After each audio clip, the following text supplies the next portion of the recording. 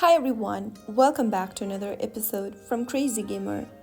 Today I'm going to be guiding you through how to mute sound effect in Golf Clash application.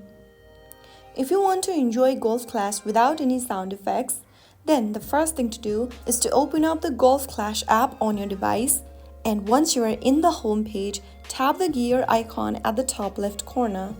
This will bring up the settings menu. From the options, tap on Game at the top.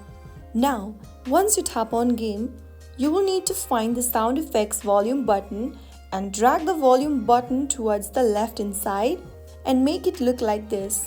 After you drag the volume slider to 0, you will then be able to mute the sound effect on the game. You can now play Golf Clash without sound, so that's how it's easily done.